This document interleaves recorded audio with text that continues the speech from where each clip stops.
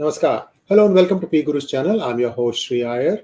Today I have with me for the first time Rishi Kumar, who is running for Congress from the Silicon Valley, and he has been a city council member of Saratoga. He's been in politics for a while, and we're going to hear about something else from Rishi. But first, let's welcome Rishi Kumar. Rishi, namaskar and welcome to P Guru's channel. How are you, sir?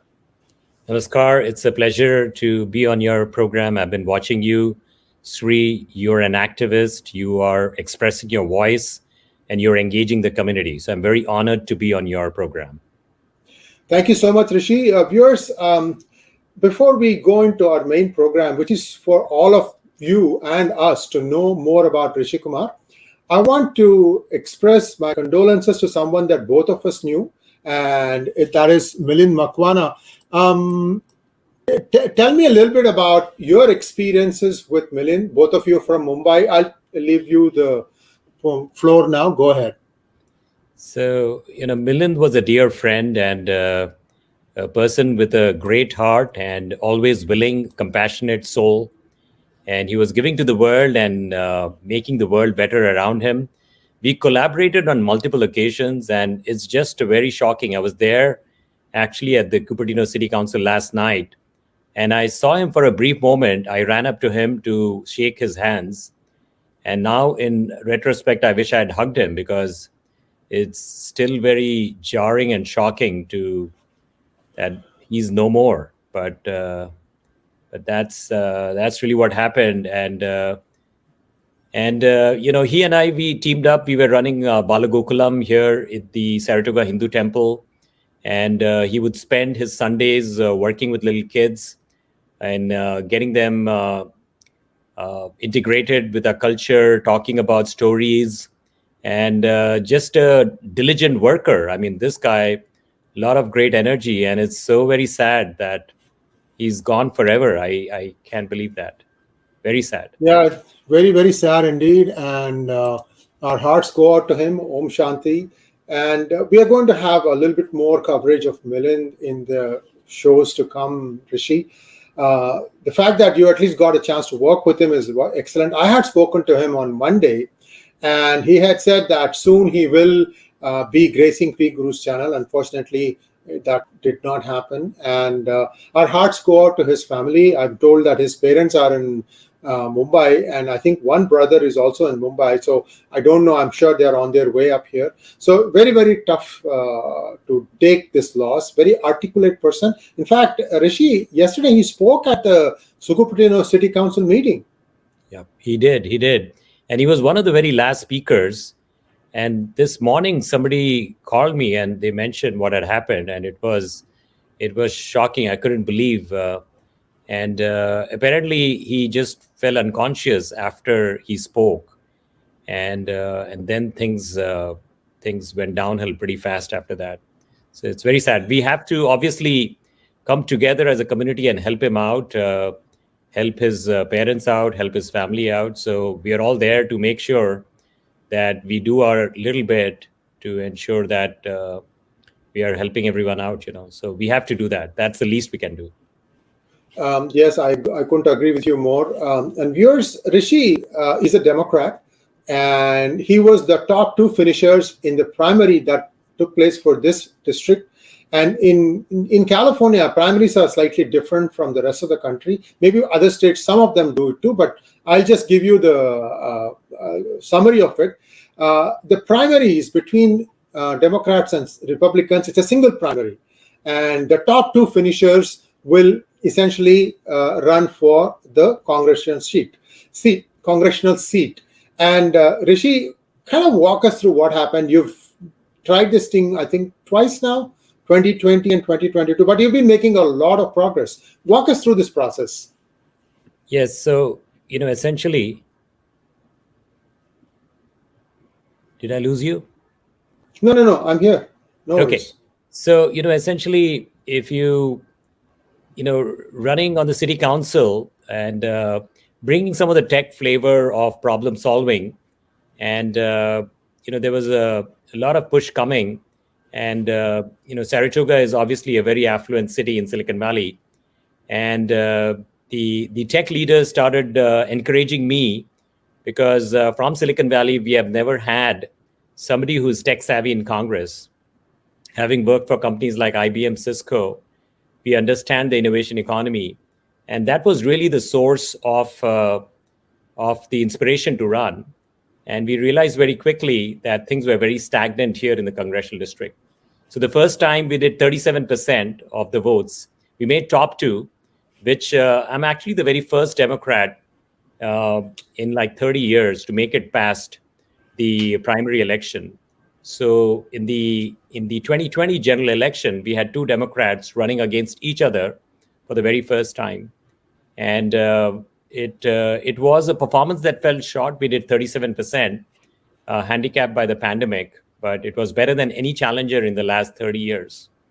And then we in the last run again, it was actually extremely difficult because we were surrounded by six candidates who were really trying to. Some of the motivation by having six people running was to keep me out, because if a Republican makes it past the primary election, then the Democratic incumbent doesn't need to do anything. They just sort of go to sleep Coast and to a win. Yeah. Coast to a win. Yeah. yes. So what I can say is they did the utmost to try to keep me out, but we beat six of them and we made it past. And then we outperformed what we had done in 2020. We did 42%, slightly more than 42%. And we believe we are poised to win this race now. And Anna Eshoo, we respect her. She's been there for 44 years in political office. She's 80 years old. But it's time for change because it's a AI ML innovation economy that is brewing here in Silicon Valley. And we need some new approaches. And that's what I seek to bring to the table. That's wonderful, Rishi. And I've seen Anna show around. Her niece and my daughter used to play in the same basketball team. And I mean, I don't really see anything that she can hang her hat on and say, "You look, I conceived of this. I got this thing done in the Congress." And to me, somebody who has the technical background is very, very worthy of representing Silicon Valley in Congress. And we know how much befuddlement there is in terms of passing bills and so on and so forth. Now, Rishi, despite being a Democrat, you've been very unique in one aspect, and that is in your steadfast opposition to the SB 403 caste discrimination bill. You came out very early on and said that I'm firmly opposed to this. Walk us through a little bit of that thought process that happened. This is very core to who I am. Back in a few years back, our elementary school in the state of California, we had a prescribed reading, a textbook. And this was a story that was set in India back in the 1900s, in a different era. And it was a very tragic story. And it was sort of, getting through situations that were not really real. And this was the type of education that California kids were getting, and an image of India that was very, very sordid and poor. And so we pushed back to change that, right? So this is very important to me as a political leader, that I need to step up and do my little bit. So when I saw this caste as a big issue that was been raised with this bill, it's not an issue. Sri, I came in to study graduate school mechanical engineering on the East Coast. I've been in this country. I've been through IBM, Cisco, multiple startups here. I currently work for a startup. And this has never been an issue. And I was like flabbergasted, like, what's going on with this? And then I see this, it's a little bit of connecting the dots. And you see the orchestrated attack on the Hindu American community, on the Indian American community. To some extent, you talk about anti-Semitism. This is actually Hindu phobia that has been fermented across the country. And we have to step up. If I don't step up as an elected leader, that was the reason why I was there at Cupertino yesterday to speak up. It's not my city. It's not even in my congressional district. Cupertino is right outside the border. But I took the chance to speak because we all need to exercise a voice and we need to stop it. We are a growing population. And to some extent, we are fairly quiet about it. We go about business. We work as engineers, as doctors, rolling out startups. We may not engage as much. But the other day I said, when Pearl Harbor was bombed, a Japanese admiral said, "A sleeping giant has been awakened." And this is really what has happened, Sri. Our community has come alive. And you should have seen the Cupertino Community Center yesterday. It was throbbing with people with posters, very quietly, right? We were not trying to cause trouble. We were just there to express our voice in a polite way. And I think it's coming together for us. We all need to speak up. But my main points on this was, this will create anti-Asian hate crime.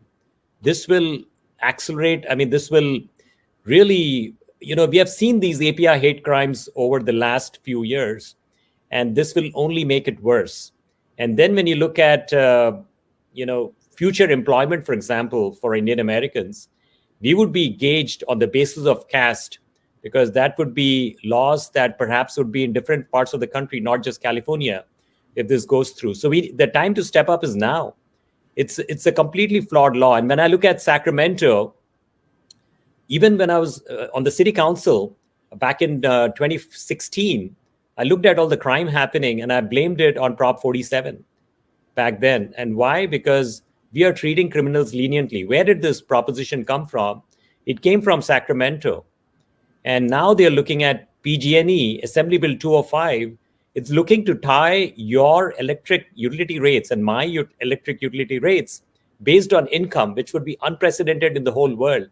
Where are these laws coming from? I mean, California legislators are completely off track. They should be fixing the challenges here with crime, with climate, with the drought that we go through every year. And but no, they are completely, it's like, when Rome was burning, somebody was playing fiddle, right? I mean, this is really what's going on. We had a surplus of $10 billion, and we are down to a deficit of 22 billion in like 2 or 3 years. This is crazy stuff happening in California. And then I see this frivolous bill, which doesn't serve any purpose. And this is what I was calling out yesterday, Thank you so much. And in summary, Rishi, 3 reasons why your congressional district should vote for you.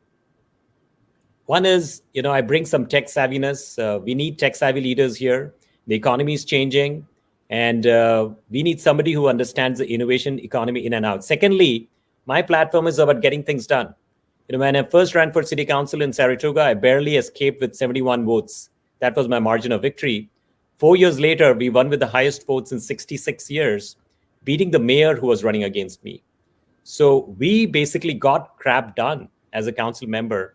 And that's the zeal, energy, innovation, approach, enthusiasm that I seek to take to Washington. There are lots of problems here, not only here in Silicon Valley, in education. For example, I was part of the California Department of Education Computer Science curriculum, and we have a panel. We have rolled out a K-12 computer science curriculum for the state of California. These things are very important. When I see Congressman Anna Eshoo, she's been a little bit on cruise control, going through the motions, but we need somebody with that zeal and energy to get stuff done. And thirdly, you can count on me to do the right thing. I'm not about party politics. I'm a Democrat, but I'm also a moderate Democrat. I would like to stick to the issues, figure out what the solutions are, and don't play the party line. So what I tell people is, some of my policies are aligned with the Green Party, some of them with the Democratic Party, some of them with the Republican Party, right? Some of them are with the Libertarians. I'm not pro taxes. I'm like, let's optimize the heck out of public sector. Government has become too big. So these are types of agendas I have. And as the elected leader of this area, what people can be assured of is I would always do the right thing, which aligns in the interest of people-centric policies and people-centric behavior.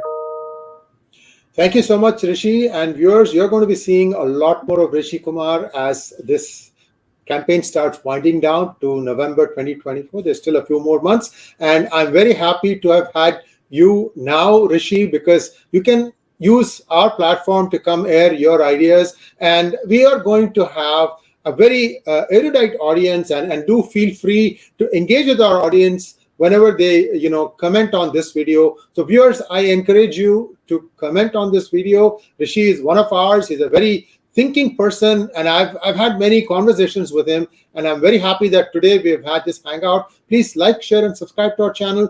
Don't forget to click on the bell button, and his website is rishikumar.com, and there is a very interesting story there about how he came to the United States. It's titled Slumdog Engineer. Don't miss that. It's a wonderful read. Thanks once again, and all the best to you, Rishi.